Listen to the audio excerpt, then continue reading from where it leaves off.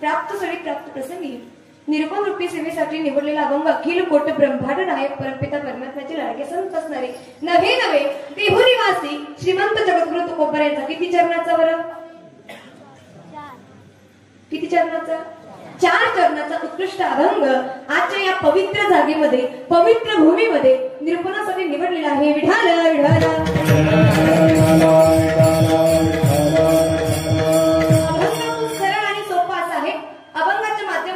पहिल्या चरणामध्ये सांगतो की बाबांनो, जन्माला आलात ना तर हरीला आपल्या हृदयामध्ये कुणाला साठवा? हरीला साठवा.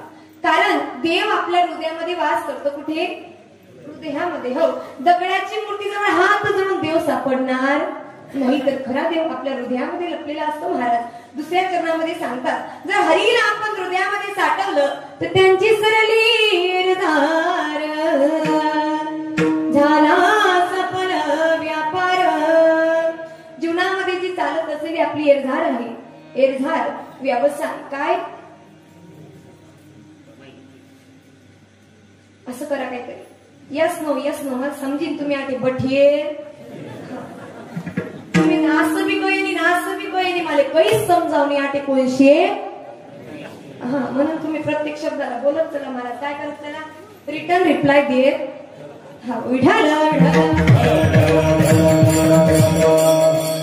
जो व्यक्ती जन्माला येते महाराज संसार करायला सुरुवात करते. प्रथमतच सांगायचं म्हटलं म्हणजे संसार दुःखमड चहूकडे इंगळ विश्रांती नाही कोठे रात्रंदिवस तळमळ. या संसारामध्ये जो आला महाराज त्याला दिवस रात्र संसारासाठी कमवायचं.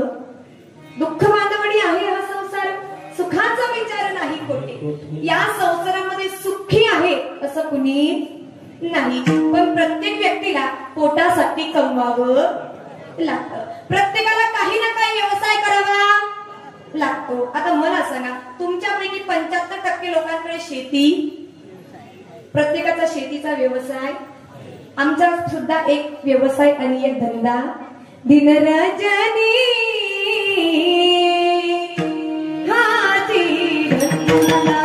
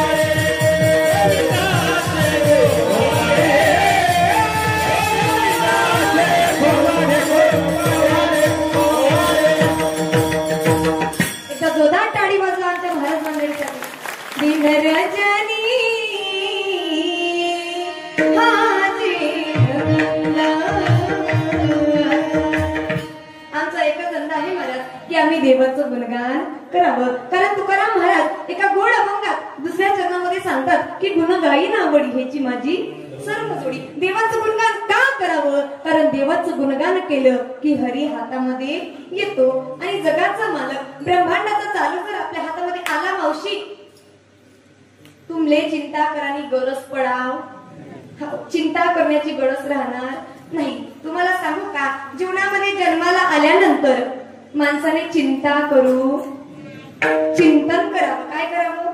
चिंतन करावं. आता ऐका, चिंतन का करावं? जर माणसाने ठाईच बैसुनी करायचं चित्त आवडी अनंत आडवावा, रामकृष्ण हरी विठ्ठल केशवा, मंत्र हा जपाव सर्व काळ. जर नितांत आपण एका जागेवर एका स्थळावर बसून रामकृष्ण हरी नावाचा मंत्राचा जप केला तर माणसाला चिंता करण्याची गरज पडत, आणि जर चिंता करण्याची गरज पडलीच नाही तर ती व्यक्ती पटकन चितावर चितावर जायचं नसेल तर माणसाने योग्य वेळेस मध्ये सावध व्हावं. नाही तर सोप्पा आणि सरळ पर्याय आहे, जन्माला आला गेला पाणी भरून भरून. आम्ही किती बी सांगू तुम्ही भक्ती करा, तुम्ही भक्ती करा, तुम्ही भक्ती करा, भक्ती प्रेमाविना ज्ञान नको देवा. अभिमान या माझी प्रेम सुख देई, प्रेम सुख देई, प्रेमाविना नाही समाधान. पण ते प्रेम देवावर हवं. कुणावर हवं? मैं तो दीवानी बनी श्यामा पिया की बनी जी, मैं तो दीवानी बनी. देवाचं वेळ लागला पाहिजे महाराज, कारण देवाचं जर वेळ लागलं, देवाचं नामस्मरण झालं तर देव आपल्या हातामध्ये यायला उशीर लागत नाही. आणि शेवटच्या चरणामध्ये सोपं उदाहरण देतात महाराज की या जगामध्ये देवाशिवाय हरीशिवाय तुमचं आमचं कोणीही नाही महाराज, कोणीच नाही. सरळ सोपं असं महाराजांनी चारी चरणाचा भावार्थ मी तुम्हाला सांगितलेला आहे. आता काही पुढे कीर्तन करण्याची गरज.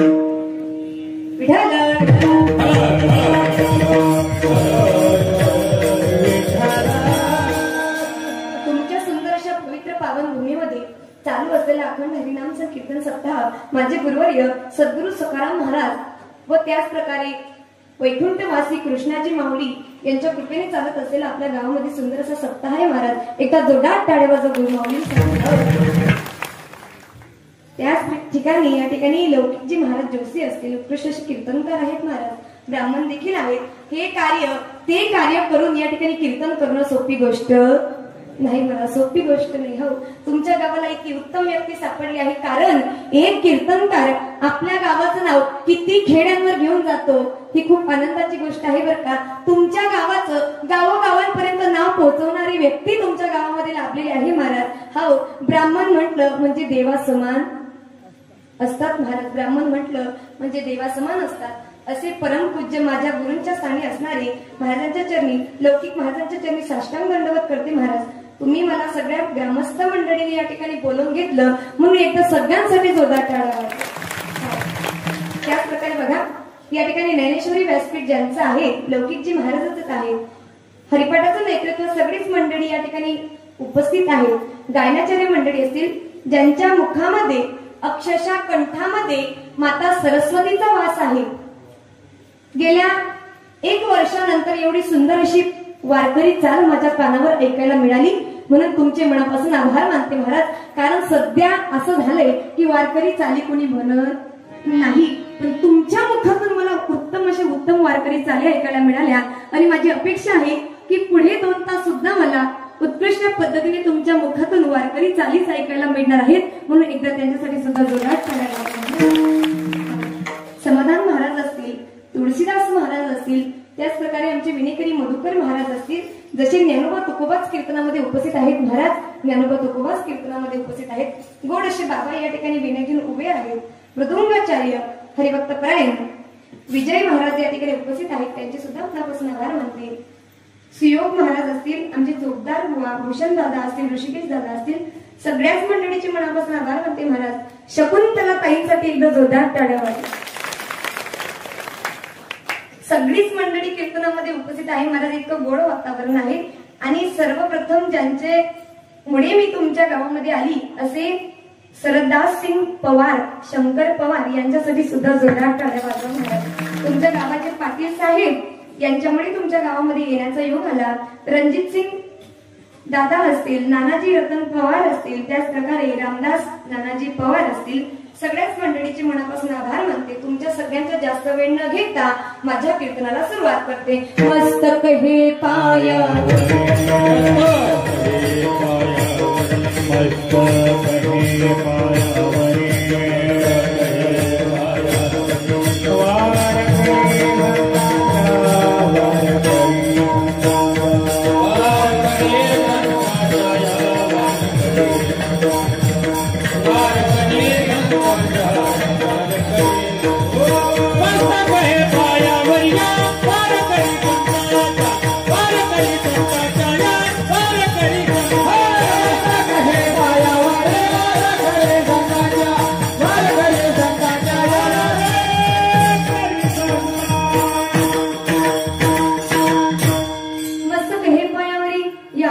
संतांच्या बघा, ज्यांच्यामुळे माझा आवाज तुमच्यापर्यंत गोड असा येत आहे महाराज. Sound is best and sound operator is very best. दादांची सुद्धा मनापासून आभार मानते महाराज. बघा, सुंदर असं तुमचं गाव आहे, सुंदर असा तुकाराम महाराजांचा अभंग घेतलेला आहे. तुम्ही म्हणणार ताई कोण तुकोबा आहे, तर ऐका, त्यांना जेवायला नाही ताट, बसायला नाही पाट, जेवायला नाही ताट, बसायला नाही पाट, घरात नेहमी सरसपाट, तरी शेवटी वैकुंठाची वाट. असा होता जगद्गुरु तुकोबा यांचा परमार्थाचा थाट महाराज. तुकाराम महाराजांसारखे श्रेष्ठ गुरु, जगद्गुरु या जगामध्ये दुसरं कोणीच झालं नाही. हो, ज्ञानोबा, तुकोबा, विसोबा या सगळ्यांमुळे आज वारकरी संप्रदाय टिकून आहे महाराज. विसोबा खेचर जर जन्माला आलेच नसते तर माऊली ज्ञानोबा यांची निंदा झाली नसते महाराज. हो, विसोबा खेचर जर जन्माला आलेच नसते तर माऊलींनी कमी दिवसामध्ये समाधी घेतली नसती. हो, म्हणून या जगामध्ये जी व्यक्ती जन्माला येते ती जन्माला येत असताना आपल्या सोबत एक निंदक घेऊन, कारण निंदकाचे घर असावे शेजारी. माऊली महाविष्णू ज्ञानोबा यांनी तुम्हा आम्हाला 9,000 रुपयांची ज्ञानेश्वरी दिलेली आहे. पूर्ण ज्ञानेश्वरी अनुभवू नका, पण एक तरी उभी अनुभवावी. हो, उपजते नासे, नासिले ते पण रूपी दिसे, हे घटिका यंत्र जायचे परी भ्रमेगा. हे सतत फिरत राहतं महाराज, हे भ्रमण करत राहतं. मग आपण काय करायचं, तर सावध झालो हरीच्या आलो जागरणा. हरीच्या जागरणाला यायला शिका, देवाच्या जागरणाला यायला शिका, कारण इथं संत मंडळी उपस्थित राहते. कोण? संत. संतांच्या संगतीमध्ये जर गेलं तर जगाच्या कल्याणात, संतांच्या विभूती, जगाचं कल्याण करण्यासाठी संतांचा जन्म झालेला आहे महाराज. तुम्हाला जर वाटत असेल की आमच्या जीवाचं कल्याण व्हावं, याच्यासाठी आपल्याला संतांची संगत करावी लागेल. हो, तुळशी माळगडा, गोपीचंदन पिढा, हृदय कडवडा, वैष्णवा संगती सुख वाटे जीवा. वैष्णवाच्या संगतीमध्ये जर आलं तर सज्जन हो, आपल्या मनाला सुख आणि समाधान प्राप्त. जो देखे सो दुखिया बाबा, सुखिया कोई. हो, जीवनामध्ये कुठलीच व्यक्ती सुखी समाधानी नाही महाराज. कोणीच सुखी समाधानी नाही. प्रत्येकाच्या मनामध्ये एकच विचार येत असतो, तो म्हणजे अजून थोडे दिवस थांबलो असतो तर याच्यापेक्षा बरं झालं. कुणी 2 तारची बिल्डिंग बांधली, लगेच आपण म्हणतो थोडे दिवस थांबलो असतो तर 2ची 4 ताळी झाली. माणसाची अपेक्षा कधीच संपत, माणसाची अपेक्षा कधीच संपत नाही महाराज. मग तुम्हाला सांगू का, माणसाची जी अपेक्षा आहे ती कधी संपत नाही. त्याच प्रकारे जर आपण दुकानावर गेलं, खूप सामान घ्या, काय घ्या, बोलत नाहीत का तुम्ही? खूप सामान घ्या. एवढ्या मोठ्या सामानासोबत 5 संतूर साबण तुम्ही आणा. 5 संतूर साबणांसोबत 1 साबण, वा असं बोला, 1 साबण. साबण नेहमी राहणार, त्याच्यापेक्षा भारी येणार, पण साबण लावणारा एक दिवशी जाणार म्हणजे जाणार. महाराजांनी मृदुंग आणलाय, मृदुंगासोबत गट्ट्या फुकट आहे महाराज. मृदुंग असाच राहील, कारण त्याच्याशिवाय काही कीर्तन भजन होत, पण मृदुंगाचार्य एक दिवशी जाणार. विणेकरी बाबा आमचे आहेत महाराज, विणा आहेत, विणेला तारा आहेत, विण्यासोबत तारा फुकट आहेत महाराज, पण विणेकरी एक दिवशी जाणार. हा धर्म मंडप आहे, सुंदर असा धर्म मंडप आहे महाराज. त्याच्या खाली तुम्ही आम्ही बसलेलो आहोत. आपण सुद्धा एक दिवशी जाणार. प्रत्येकाला एक दिवशी जायचंच आहे. या पृथ्वीवर असा एकही नाही की तो अमर आहे, असा कुणी देह जाईल जाईल.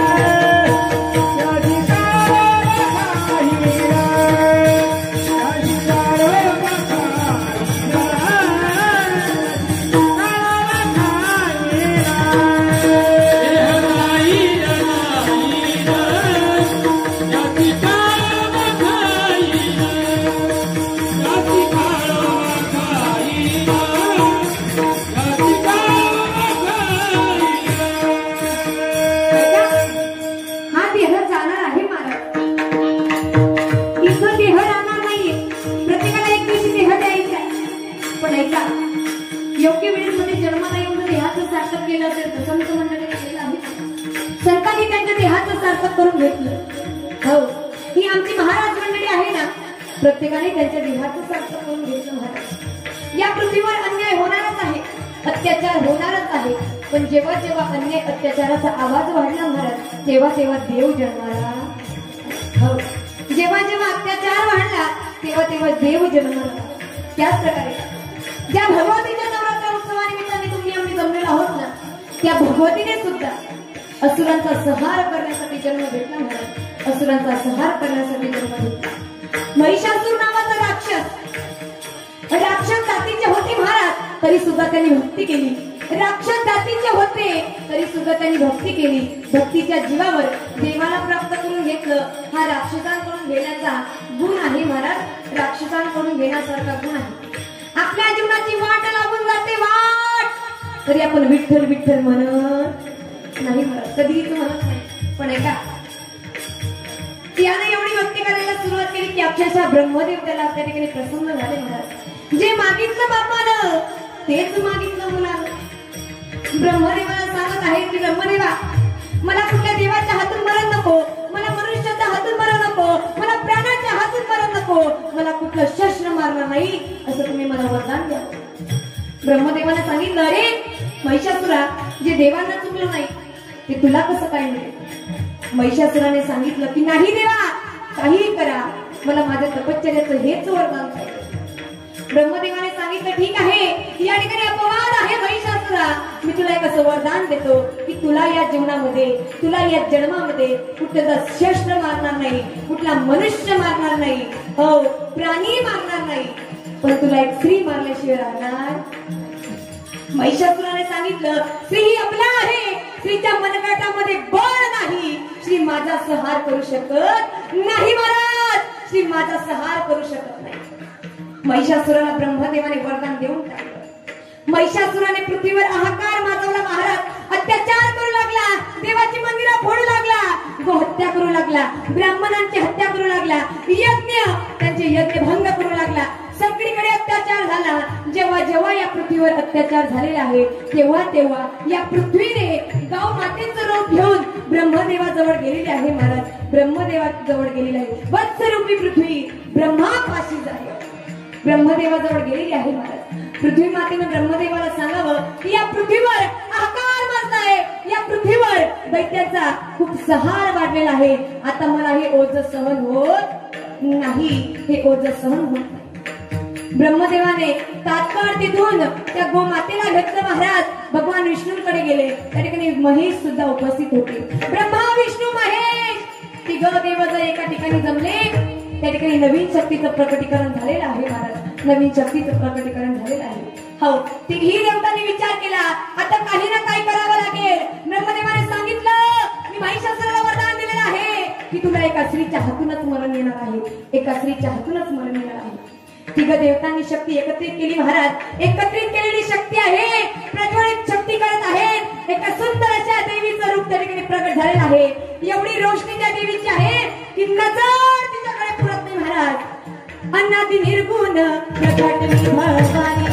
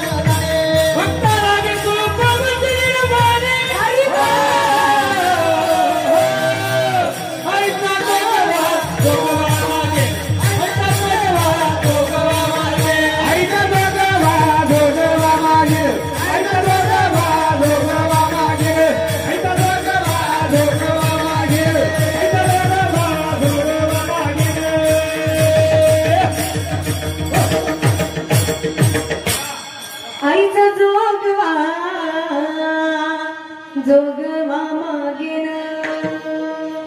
सुंदरशा देवीचं त्या ठिकाणी प्रकटीकरण झालं महाराज.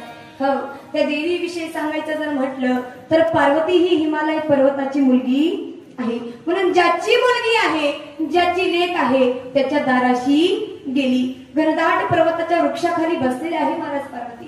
तिचं स्वरूपाचं जर वर्णन करायला सुरुवात केली तर गुडघ्यापर्यंत तिचे केस मोकळे सोडलेले आहेत महाराज. डोळ्यामधून रक्त सांडावं एवढे लाल तिचे डोळे आहेत. जिभेमधून रक्त गळावं एवढी लाल तिची जीभ आहे महाराज. हो, एवढी लाल तिची जीभ आहे. डोळ्यांमध्ये एवढं काजळ आणि एवढं तेज की एखाद्या अपदृष्टीने तिच्याकडे बघावं नाही महाराज. एवढं तेज त्या देवीच आहे, एवढं तेज त्या महिषासुरवदनीच आहे. गड्यामध्ये त्या ठिकाणी तिनं अशी माळा धारण केलेली आहे, ती म्हणजे राक्षसांच्या शिर आपल्या गड्यामध्ये धारण केलेलं आहे महाराज. हो, राक्षसांचं शिर आपल्या गड्यामध्ये धारण केलेलं आहे. हातामध्ये मदिरा आहे महाराज. मदिरा प्रशान करत आहे ती भगवती. मदिरा प्रशान करत आहे ती जगदंबा. शुंभ निशुंभ नावाचे राक्षस त्या ठिकाणी जंगलाच्या अवतीभोवती फिरत होते महाराज. तिला बघितलं, त्या भवानीला बघितलं आणि म्हणू लागले एवढी सुंदर, एवढी रूपवान. ते कोण होते बर का? राक्षस होते. राक्षसांना त्यांच्यासारखं भयानक रूप हे सुंदर दिसणार? सुंदर दिसेल महाराज, कारण ते राक्षसच आहे. आई साहेब त्यांना सुंदर दिसायला तिथून तात्काळ धाव घेतला, महिषासुराजवळ गेले आणि सांगितलं, महाराज एवढी सुंदर मुलगी, एवढी सुंदर, त्रैलोक्याला लाजवेल. जर तुम्हाला ती मुलगी भेटली ना महाराज तर तुमच्यासारखे तुम्हीच राहणार महाराज, असं सांगितलं. आणि महिषासुरानं सांगितलं जर ती एवढी सुंदर आहे ना तर तिला आपल्या या ठिकाणी दरबारामध्ये घेऊन या. निघाले महाराज शुंभ निशुंभ आदिशक्ती आदी मायेला घेण्यासाठी. आदी मायेसमोर गेले. आदी मायेला सांगितलं, माते, आवाज दिला. महिषासुरवदनीने बघितलं, सांगितलं काय झालं. यांनी सांगितलं की तुम्हाला आमच्या महाराजांनी बोलवलं आहे माते. शब्द देताना लक्ष द्या महाराज. राक्षस जातीचे होते तरी सुद्धा भगवतीला माते आवाज दिला. हो, स्त्री ही आपल्या आई समान आहे महाराज. कुणाची का आई असे ना. अरे नारी की निंदा मत करो यारो, नारी रतन की खान है. जिस नारी के कोख से जन्मे वीर पुत्र हनुमान है, वीर पुत्र हनुमान है. या जीवनामध्ये नारीची निंदा कधीच करू नका महाराज, कधीच करू नका. हो, स्त्री ही अबला नाही. हो, स्त्री ही लक्ष्मी आहे. विचार करा, एका घराण्यामध्ये वंशाचा दिवा देणारी जर कोणी असेल तर एक स्त्री आहे महाराज, एक भगवती आहे. आणि एका स्त्री शिवाय आपला संसार अपूर्ण, अपूर्णच आहे. आई साहेबांना त्यांना सांगितलं जर तुम्हाला माझ्याशी पाणी ग्रहण करायचं असेल तर अगोदर माझ्याशी युद्ध करावं लागेल. यांनी सांगितलं, माते तुमचे हात कोमल आहेत, तुम्ही नाजूक आहात, तुम्ही युद्ध करण्यासारखे नाही. आमच्यासोबत चला, अख्खा त्रैलोक्य तुमच्या चरणाशी आणून ठेवू आम्ही. महिषासुरवदनीने ऐकलंच नाही महाराज, ऐकलंच नाही. शेवटी युद्ध सुरू झालं. त्या युद्धामध्ये शुंभ निशुंभचा वध केला. शुंभ निशुंभचा वध केला. त्याच्यानंतर दुसऱ्या युद्धामध्ये चंडमुंडचा वध केला. त्यावेळेस आई साहेबाचं नाव जगामध्ये प्रसिद्ध झालं, चामुंडा. बोला चामुंडा माता की. चामुंडा नाव प्रसिद्ध झालं महाराज. इकडे महिषासुर विचार करत आहे की माझे एवढे बलशाली भक्त, माझे एवढे बलशाली राक्षस यांचा संहार करणारी शक्ती आहे तरी कोण. रक्तबीज नावाचा राक्षस पाठवला महाराज युद्धासाठी. आता रक्तबीजाचं कार्य असं होतं, त्याचं रक्ताचं थेंब खाली पडावं महाराज आणि त्या रक्तापासून दुसरा रक्तबीज तयार व्हावा, म्हणजे त्याला मरण नाही. या आई साहेबांनी त्याचा संहार करावा, त्याचं रक्त पळावं, पुन्हा नवीन रक्तबीजाची निर्मिती व्हावी. संहार करावा, रक्त पळावं, पुन्हा नवीन महिषासुराची, पुन्हा नवीन रक्तबीजाची त्या ठिकाणी निर्मिती व्हावी महाराज.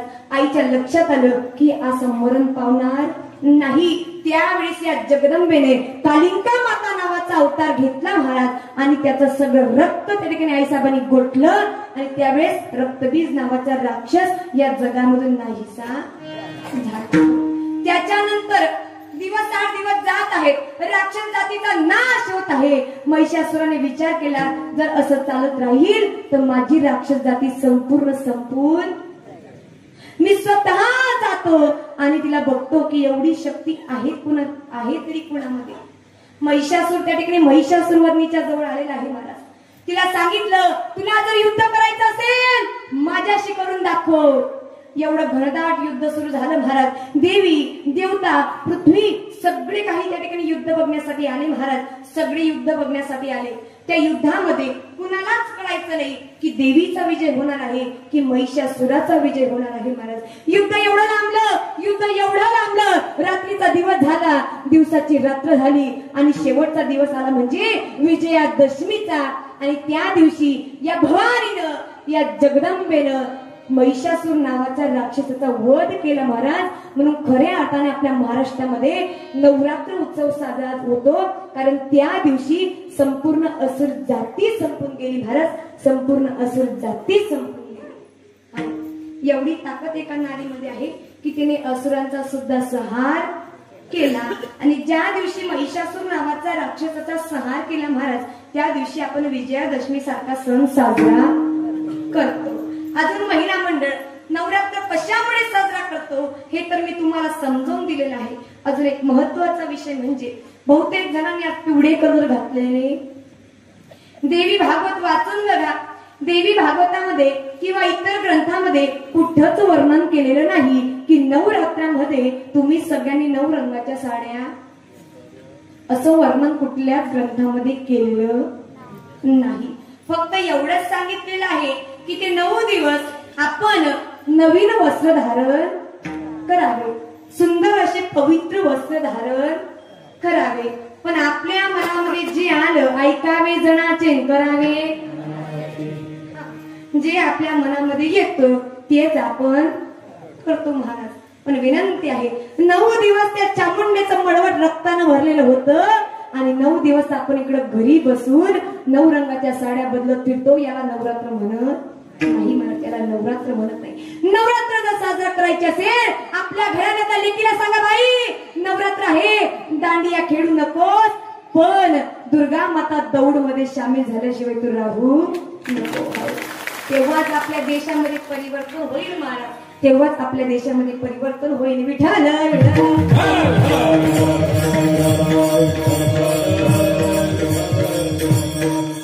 हा झाला आता जगदंबेचा विषय. या आता आपल्या अभंगाकडे या. आपल्या अभंगामध्ये सुद्धा महाराज सांगतात की तुम्ही हरीला साठवा. आपण हरीला कधीच साठवत नाही महाराज. आपलं असं आहे, वार आला की देव, वार गेला की देव गेला. अशानं देवाची प्राप्ती होते का? होत. असं करा. तुम्हाला धरून आणलंय का? धरून आणलंय का तुम्हाला? नाही धरून आणलेलं. असे फुलासारखे बस, कोंबवलेले बसू. कारण तुमले देखी आम नवी इंडिकेटर लागी जातो. तुम्ही जर असा फ्रेश बसणार टवटवीत फुल सारखा आमले बी कौतुक, तुमले देखी आमले प्रसन्नता वाटत. तुम्ही जर कोंबायला मग बठीच द्या आवराई झाले बपुरा, आम्हाला बी सुचत नाही. कारण केम छो हम तो जेमतेम छो. विठ्ठल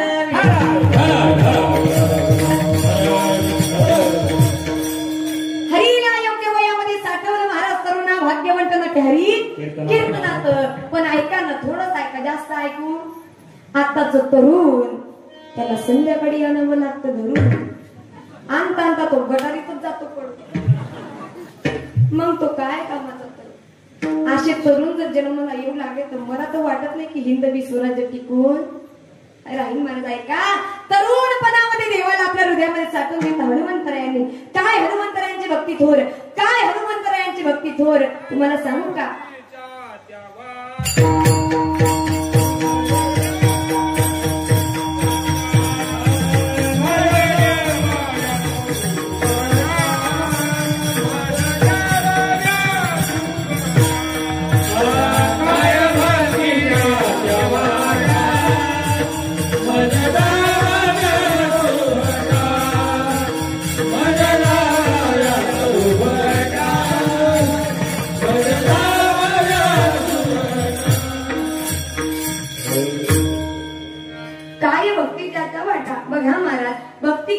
भक्ती केली तर देव हमखास मिळतो. देव मिळतोच महाराज. देवाला मिळवता यायला पाहिजे. काय करता यायला पाहिजे? मिळवता यायला पाहिजे. नुसतं एक लोटा जल सब समस्या का, तेरे मन में हो चल तो क्या करेगा एक लोटा जल. कपटी इमान घेऊन जर देवाजवळ गेलं तर देव पावणार नाही. हनुमंतरायांनी काय केलं? राम नाम स्मरण आधी राम नामाचं स्मरण केलं महाराज. एवढं स्मरण केलं ज्या वेळेस प्रभू रामचंद्र सीता मातेला घेऊन पुन्हा अयोध्येमध्ये परत आले. अभंगाचं चरण सोडून द्यायचे म्हणून तुम्हाला सांगते. ज्या वेळेस सीता मातेला घेऊन पुन्हा अयोध्येमध्ये आले महाराज, प्रत्येकाला काही ना काही बक्षीस दिलं जात होतं. पण मात्र हनुमंतरायांना काहीच बक्षीस दिलं. हे बघून सीता मातेला खूप राग येत होता. मावशींनो, आपल्या मनासारखं जर झालं नाही तर भांड्याला भांड घरामध्ये वाजल्याशिवाय राहत. होम मिनिस्टरचं तुम्ही ऐकायलाच पाहिजे महाराज. लाडक्या सरकारची लाडकी बहीण, हो, यांचं तुम्ही ऐकायलाच पाहिजे. नाही ऐकलं तर लाडकी बहीण केव्हा लाडक्या भावाला फोन लावून तुम्हाला जेलमध्ये टाकीन, गॅरंटी. कारण बॅलन्स साठी तुमच्याकडे पैसे मागण्याची गरज पडत. सीता मातेने सांगितलं, हो प्रभू, प्रत्येकाला काही ना काही बक्षीस देत आहात, मात्र हनुमंताला तुम्ही काहीच दिले नाही. रामचंद्राने सांगितलं, ग सीते, या जगामध्ये मी प्रत्येकाला काहीही देऊ शकतो, पण मात्र एकमेव हनुमंत असं आहे ज्याला माझ्याकडे देण्यासारखं, त्याला देण्यासारखं माझ्याजवळ काही. तुझ्याकडे काही असेल ना सीते, आनंदात तू हनुमंताला देऊन टाक. माहीराहून आलेला नवरत्नाचा हार गळ्यामध्ये होता महाराज.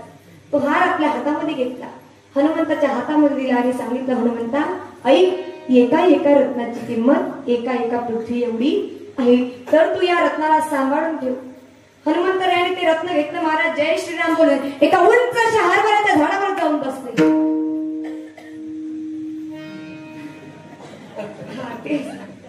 हरभऱ्याचं झाड उंच राहतं का? लक्ष आहे ना? असं करा ना. उंच अशा झाडावर जाऊन बसले महाराज.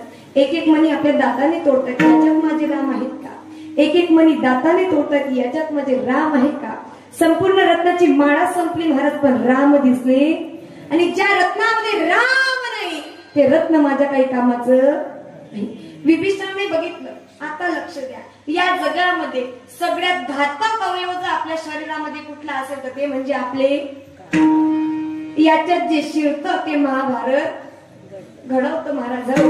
म्हणून एकच म्हणायचं, डोळे तुम्ही ग्यारे सुख पहा विठोबाचे, तुम्ही ऐकारे का ना माझ्या विठोबाचे गुण, किंवा होय होय वार करीन पाहे पाहे रे पंढरीसी जाय आल्यानो संसार. हो, जन्माला आलं की पंढरपुरासारखं तीर्थक्षेत्र बघायला हवं महाराज. माता सीतेला विभीषणाने झालेला प्रसंग सगळ्या सांगून दिला. माता सीतेची तळपायाची आग मस्तकाला गेली बरं का बापू,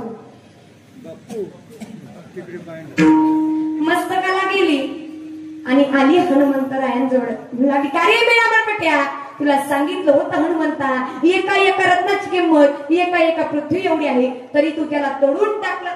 हनुमंतरायाने एकच सांगितलं, मैया, मी एकच रत्न ओळखतो, त्याच्यानंतर मी कुठलंच रत्न ओळखत नाही. आणि ते रत्न म्हणजे माझे राम आहेत, माझे प्रभू आहेत. श्रीराम जानकी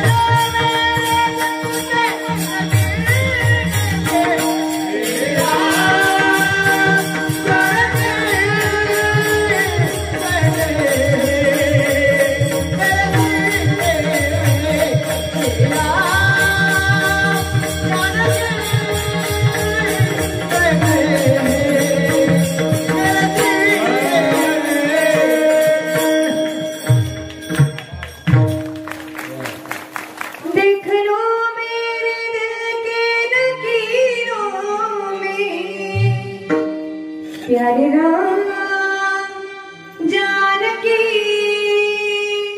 बेटी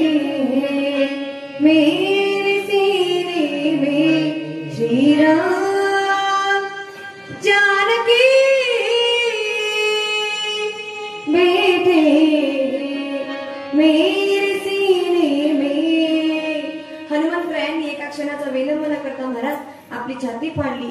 प्रभू रामचंद्राचं सीतामातेचं दर्शन दिलं आणि तेव्हा सीतामातेच्या डोळ्याला पांजर फुटलं की खरोखर हनुमंता तुझ्यासारखं भक्त या जीवनामध्ये कधीच सापडणार नाही. तू देवाला तुझ्या हृदयामध्ये स्थान दिलं हनुमंता, तुझ्यासारखं भक्त कधीच सापडणार नाही. अभंगाचा प्रथम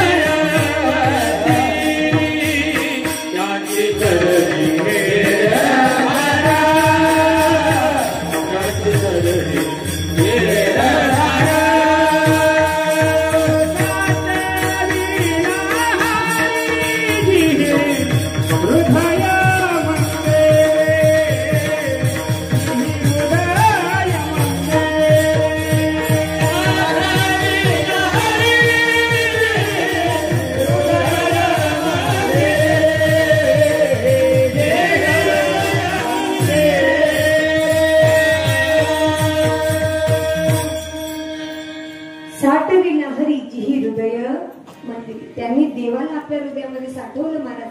देव त्यांच्याच हृदयामध्ये वास करतो ज्यांचं हृदय पवित्र असतं, ज्यांचं हृदय निर्मळ असतं त्यांच्याच हृदयामध्ये देव वास करतो. जीवनामध्ये सगळं करावं पण 3 गोष्टी मात्र माणसाने करू नाही. पहिली गोष्ट, एखाद्या व्यक्तीची खोटी स्तुती माणसाने कधीच करू नये. हो, आपण म्हणतो लोक बघत नाही पण देव बघितल्याशिवाय राहत नाही. दुसरी गोष्ट, अहंकाराचा वारा न लागो राजाचा, माझी या विष्णुदासा भाविक असेल. हो, जो देवाचा खऱ्या अर्थाने भाविक आहे त्या भाविकाला कधीच अहंकार होऊ नाही. आणि तिसरी गोष्ट, कधीच कुणाची निंदा करू.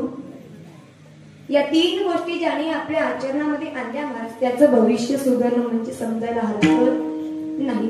कारण आजकालच्या जीवनामध्ये बघितलं तर प्रत्येक व्यक्ती इतका अहंकारी होत गेला की जसं मला येतं तसं समोरच्याला येत नाही. हो, पण एक त्यांनी समजून घ्यावं, आज आपण एखाद्याला बोलत आहोत, उद्या देव आपला काटा काढल्याशिवाय राहणार नाही. कारण तो इतका चतुर आहे, इतका चतुरातो शिरोमणी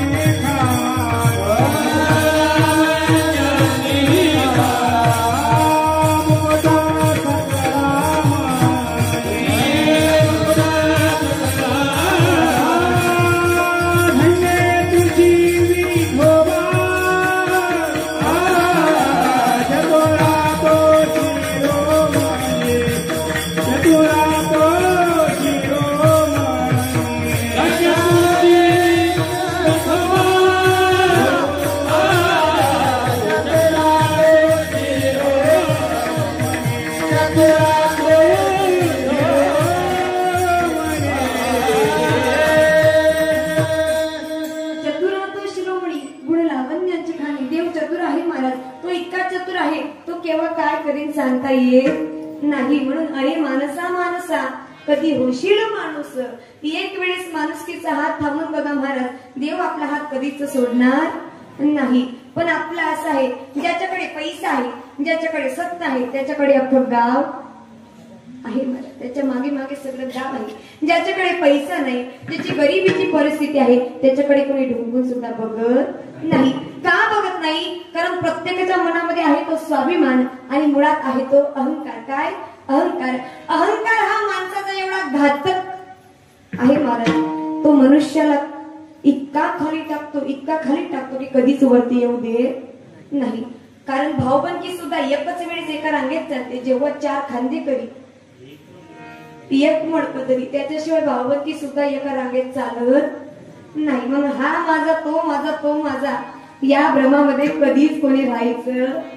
माणसाचा जन्म झाला खाटावर, पण लग्न लागलं पाटावर, आणि सगळ्यांना एकच ठिकाणी जायचंय, ते म्हणजे स्मशानभूमीच्या घाटावर. हो, सगळ्या ठिकाणी आपल्याला एकट्यालाच जायचं आहे, आपल्यासोबत कोणीच येणार नाही. म्हणून सांगते मावशींनो, जननी जने तो भक्त जने या दाता शोय, नाही तो जननी बांच भली क्यों कोहे को कहे अपनानो.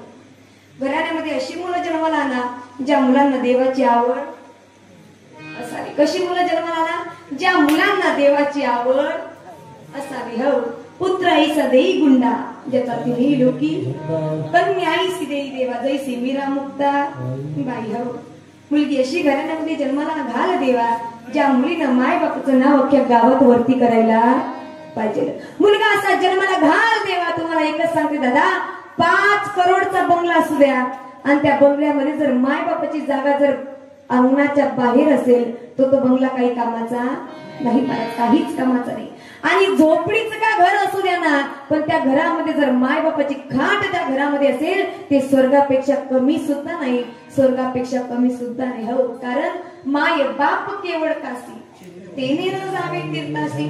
अशी मुलं आपल्या घरामध्ये जन्माला ना, पण आपले मुलं एवढे अवघड असतात ना. तुम्हाला सांगते, आमच्या गावाजवळ एक गाव आहे, त्या गावामध्ये एका मुलाने आयफोन घेतला. काय काय आता आयफोन कितीला मिळतो?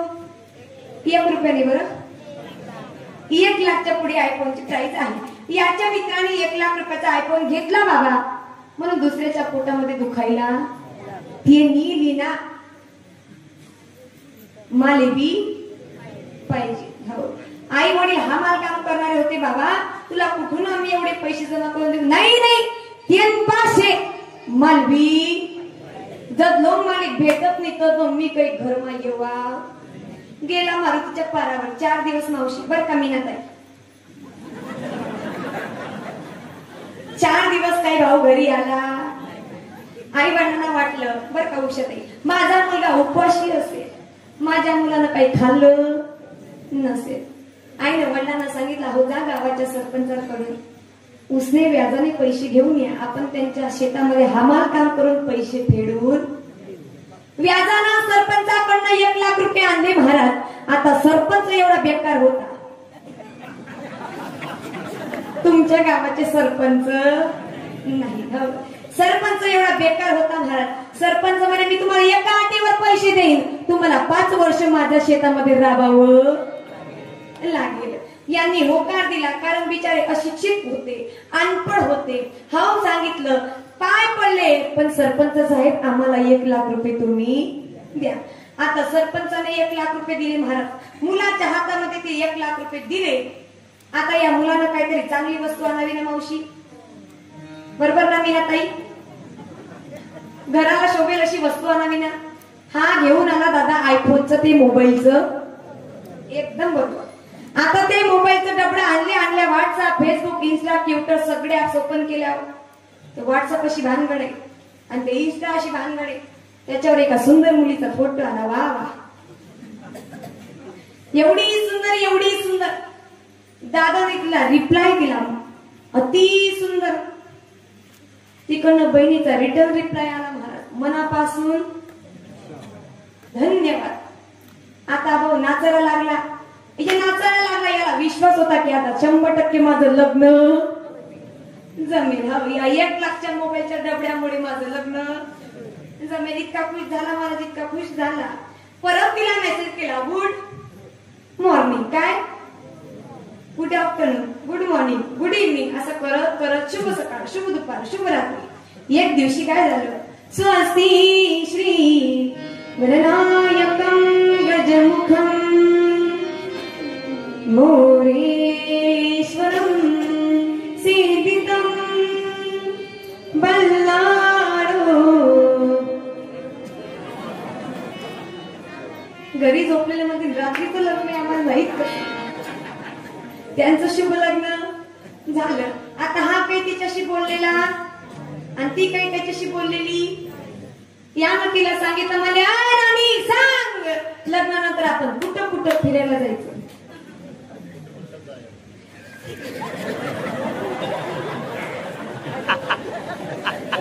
राणीचं उत्तर आलं, महाराज ऐका बरं का, हा तू तुम्ही नाही तर दलित नाही आहे तर तू तुम्ही नाही तर दलित नाही आहे. राणी कशी होती,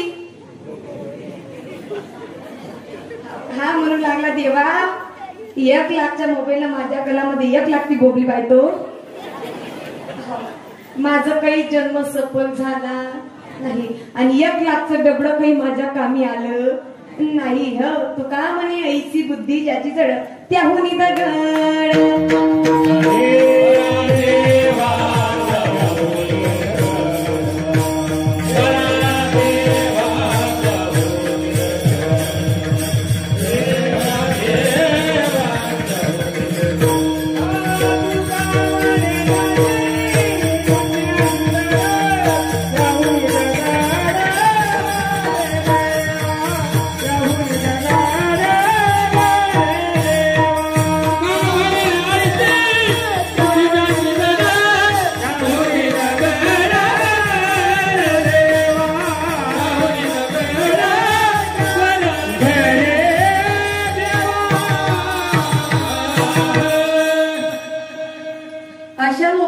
एकदाचा दगड तरी बरा. दगड का बरा, दगड एकदा मंदिरात जातो की दगड देव होऊन जातो घरात.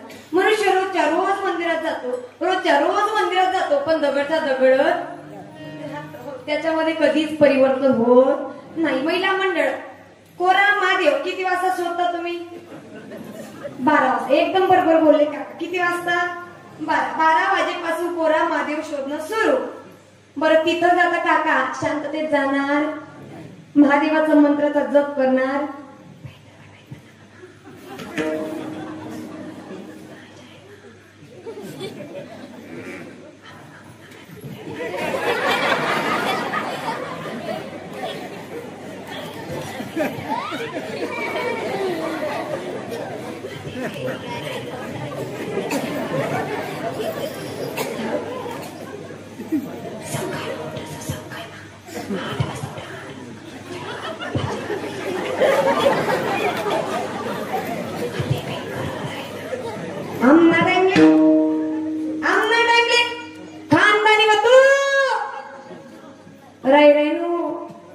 जावा तर दुसरी जाती ना, निंगी जाती म्हणता. इतका अवघड मला, इतका अवघड. आता काही खरं राहिलं नाही, आता मर्यादा राहिली. आता काय झालं, डोईचा पदार आला खांद्यावरी भरल्या बाजारी जाई. आता मर्यादा राहिली नाही. आता आपले सासरे जर आपल्या डोळ्यासमोर राहिले, महाराज काय सांगू काका तुम्हाला, खांद्यावरचा पदर खाली पडेल पण डोक्यावर जाणार नाही. हो कुंकुवाल्या गेल्या आता टिकली वाल्या, बाथरूमच्या भिंती सर्व सुहासिनी झाल्या. आता पूर्वीसारखं काहीच राहिलं नाही. पण मानावं लागेल तुमच्या गावाला बघा, प्रत्येकाच्या डोक्यावर पदर आहे. प्रत्येकाच्या डोक्यावर पदर आहे. खरं जे जुनं आहे तेच खरं सोनं आहे. आता अशी पद्धत निघाली महाराज, काय सांगावं काका. नवीन नवीन गावाला जायला भेटतं मावशी, मंगळसूत्र गळ्यात घालता, मनगटात घाला. हो ही झाली आजची डिजिटल जमान्याची फॅशन. अहो हे सुशिक्षित महाव्यक्कार यांच्या नांदी नाही लागत तेवढंच कामात पडतं महाराज. आपल्या संस्कृती टिकवून ठेवा तेव्हाच आपला महाराष्ट्र घडेल. नाहीतर आपलं काही खरं राहणार नाही, काहीच खरं राहणार नाही. पूर्वी माणसांची एवढी ताकद होती की संध्याकाळी फक्त जेवणाच्या टायमालाच घरी. आता बाईची एवढी दहशत झाली की संध्याकाळचं मंडळीमध्ये बसणं सुद्धा कमी झालेलं. संध्याकाळचं बसणं सुद्धा कमी झालेलं आहे. याला म्हणतात घरातल्या होम मिनिस्टरची दहशत. म्हणून तुम्हाला सांगते बाबा, या वाईट गोष्टीमध्ये फसूच नका. संसारामध्ये जो फसलो तो कधीच समाधानी सुखी झालं नाही, कधीच झालं नाही. हो तुम्हाला सांगू का, देवाला प्रत्येक शरीराला प्रत्येक अवयव एकदम परफेक्ट दिलेला आहे. प्रत्येकाला किती बोट दिलेले?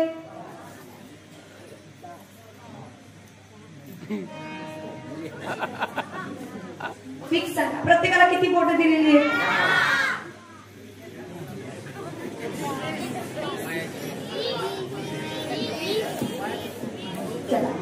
प्रत्येकाला देवाने एका हाताला 5 बोट दिलेली आहेत.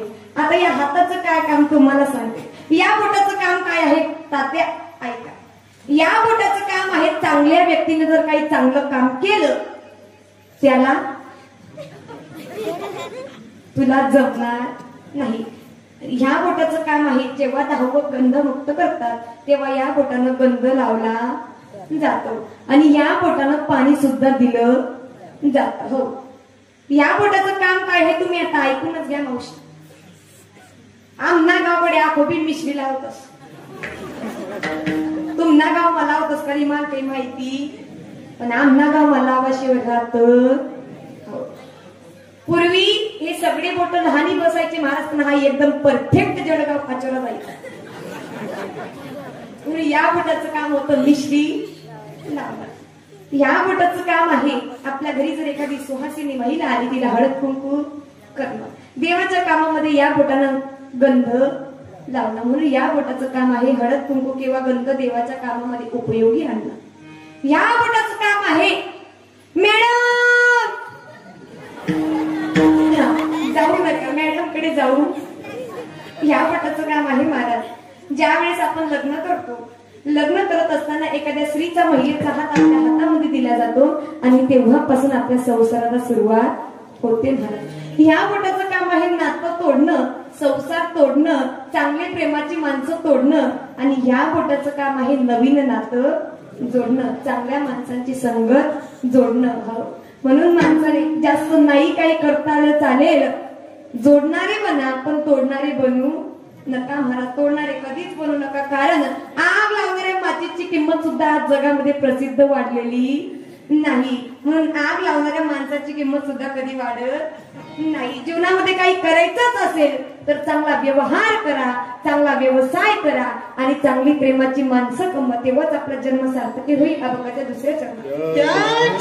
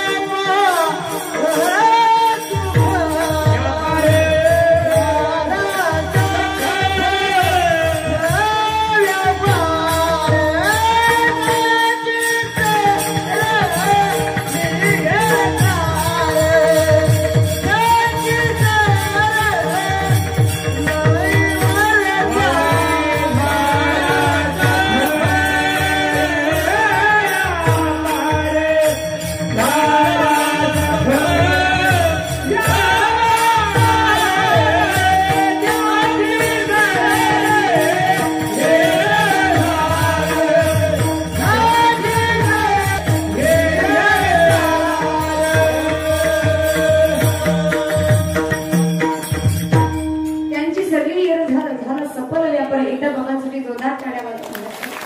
गोड करण्यासाठी महाराजांनी म्हटले नाही, जीवनाचा व्यापार जर आपल्याला सफल करून घ्यायचा असेल तर आपल्याला चांगल्या लोकांच्या संगतीमध्ये जावं.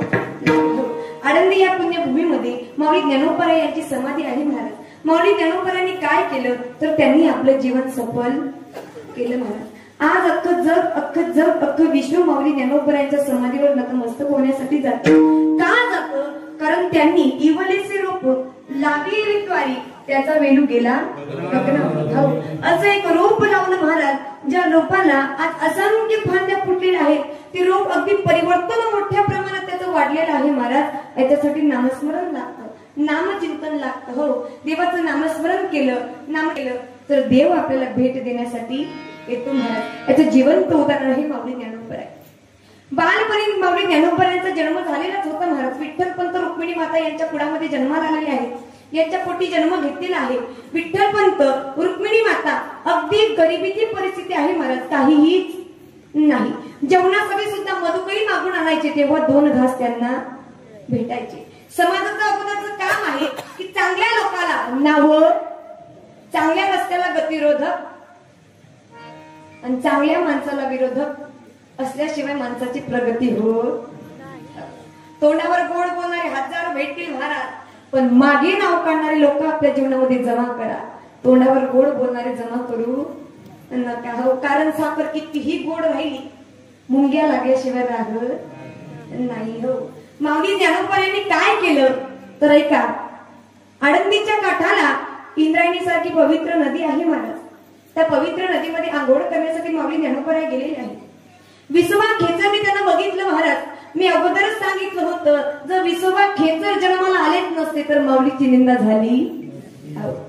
विसोबा खेचरने माऊलीला बघितलं आणि सांगितलं, अरे संन्यासाचा मुलगा आहेस, तुला या पुण्यभूमीमध्ये आंघोळ करण्याची अनुमती. धक्के दिले महाराज, धाडकन मागे लोटलं, तुला या पवित्र जागेमध्ये आंघोळ करण्याची परवानगी मी देत नाही.